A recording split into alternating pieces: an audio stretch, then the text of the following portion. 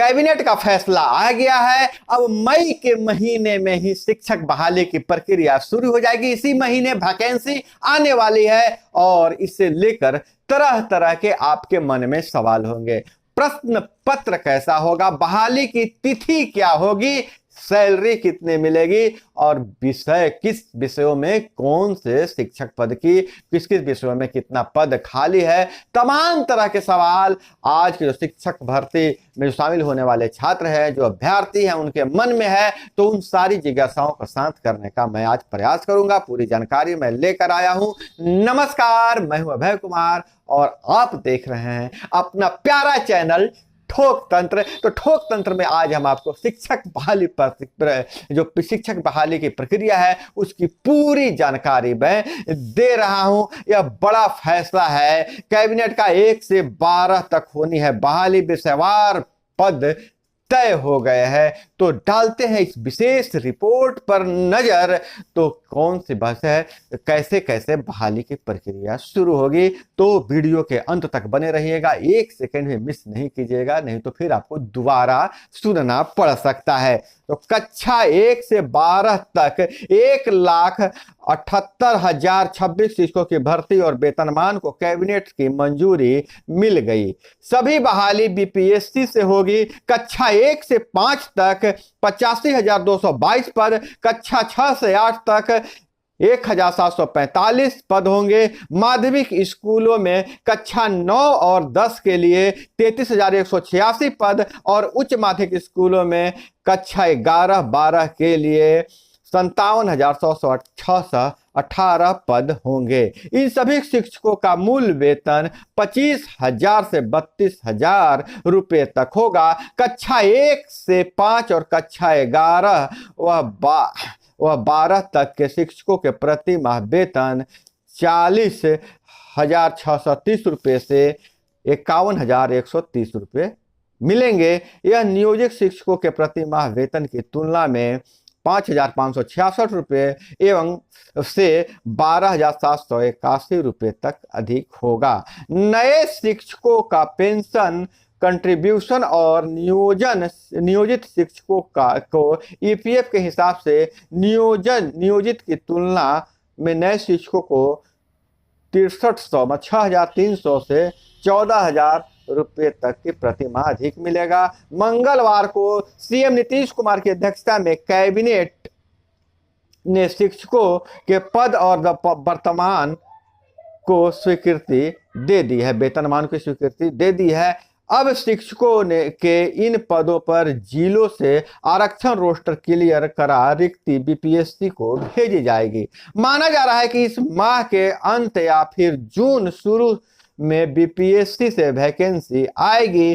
Cabinet के अपर मुख्य सचिव डॉक्टर एस सिद्धार्थ ने बताया कि 1,78,026 शिक्षकों के वेतन पर सालाना 10,623 करोड़ 45 लाख रुपए खर्च होंगे। 1 से 8 तक के 87,222 पदों पर नियुक्त शिक्षकों के वेतन पर 4,629 करोड़ 23 लाख 7 हजार रुपये खर्च होंगे। माध्यमिक और उच्च माध्यमिक स्कूलों के 90,804 शिक्षकों के वेतन मद में आपको 5,994 करोड़ 22 लाख 24 हजार रुपये प्रति माह खर्च होंगे। अब हम आपको बताते हैं कि किन को कितना वेतन मिलेगा और उस वेतन मिलने की प्रक्रिया क्या है। तो ध्यान लेके कलम कॉपी लेकर आप बैठ जाइएगा। कक्षा 1 से 5 तक के मूल वेतन है 2,500 रुपया। 42% डीए अगर हम जोड़ देते हैं तो 10,500 जुड़ गया और उसमें 8% एचआरए जोड़ते हैं तो 2,000 रुपया यह जुट गया और उसमें सीटीए अगर जोड़े तो 2,130 रुपया सीटीए। मेडिकल अलाउंस 1,000 रुपया और पेंशन फंड 3,500 और तो ग्रॉस सैलरी हो जाती है पूरा मिला के 44,130 रुपया।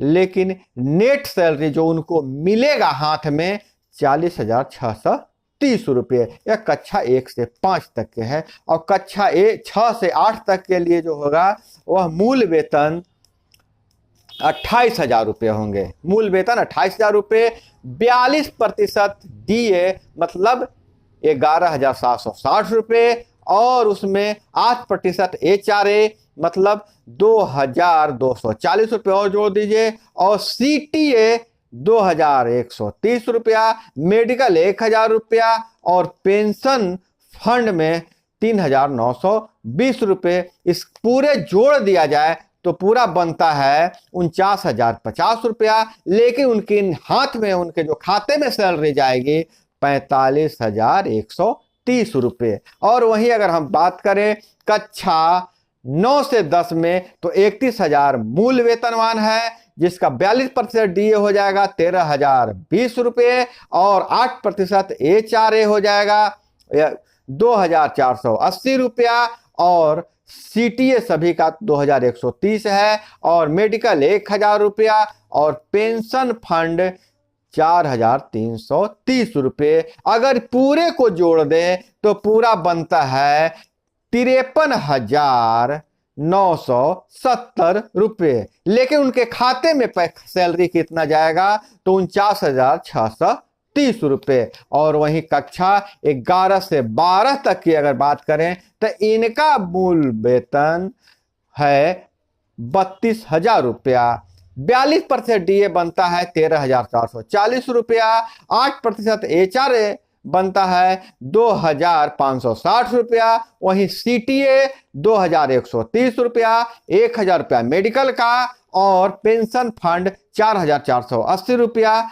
ये सारे चीजों को जोड़कर बनता है 55,610 रुपया, और उसके खाते में जाएंगे 11वीं 12वीं तक के शिक्षकों के, 11वीं और 12वीं के शिक्षकों के 51,130 रुपये। तो ये पूरा समझ गए होंगे कि सैलरी का क्या है कॉन्फ़िगरेशन। अब कुछ सवाल जो होते हैं कि परीक्षा का पैटर्न कैसा होगा, तो इस पर नजर डालते हैं।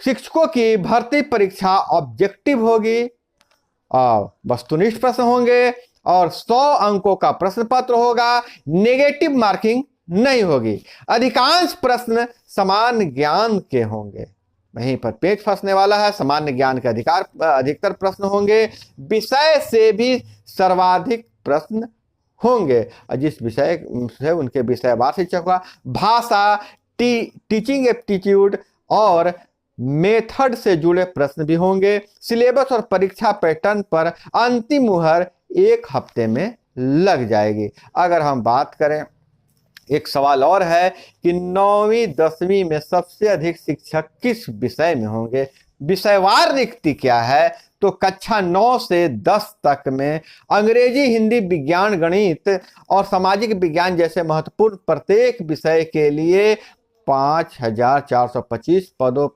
पदों सहित कुल 27,125 पदों का सृजन किए गए हैं। और वहीं द्वितीय भारतीय भाषा के लिए 3,191 पद हैं। इसमें उर्दू के 2,100 पद हैं, फारसी के 300 एवं अरबी के 200 पद हैं। माध्यमिक विद्यालयों में विशेष शिक्षक के 270 पद हैं। और वहीं 11वीं और 12वीं में किन विषयों में सर्वाधिक बहाली होगी, तो इसमें कक्षा 11 से 12 तक में विज्ञान संकाय में 15,889 पद में सबसे अधिक, जीव विज्ञान में 5,421 पद, रसायन विज्ञान में 4,799 पद, और गणित में 2,647 पद, भौतिकी में 3,022 पद, कला संकाय में 19,749 पदों में सबसे अधिक इतिहास में है 5,870 पद, राजनीतिक शास्त्र में 5,354 पद, संगीत में 2,043 पद, और वहीं मनोविज्ञान में 2,015 पद, समाजशास्त्र में 1,434 पद, गृह विज्ञान में 1,275 पद, भूगोल में 1,033 पद, और अर्थशास्त्र में 513 पद हैं। वाणिज्य संकाय में 2,916 पद, जिनमें बिजनेस स्टडीज के सर्वाधिक 1,328 पद शामिल हैं। भाषा एवं अन्य संकाय में 19,064 पद हैं। कंप्यूटर शिक्षक के 8,395 पद, अंग्रेजी भाषा के 3,468 पद, हिंदी भाषा के 3,079 पद, उर्दू के 1,684 पद, फारसी के 305 पद, अरबी के 200, NRB के 715 पद तथा संस्कृत के 1,031 पद हैं।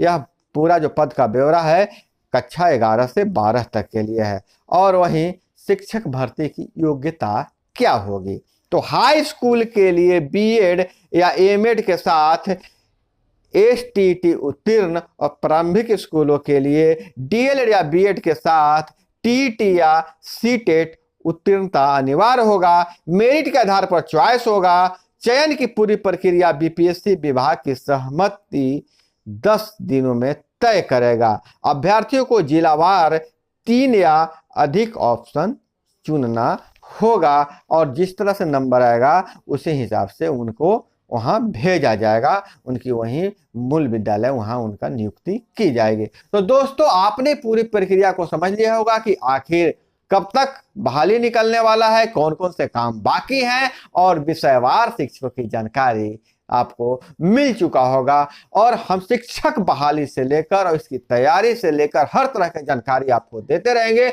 इसलिए आप सभी से गुजारिश है कि अभी तक आप चैनल को सब्सक्राइब नहीं किए हैं तो चैनल को सब्सक्राइब कर लीजिए और एक लाइक देकर अपना प्यार जरूर प्रदर्शित कीजिएगा। मिलते हैं अगले वीडियो में। जय हिंद, वंदे मातरम।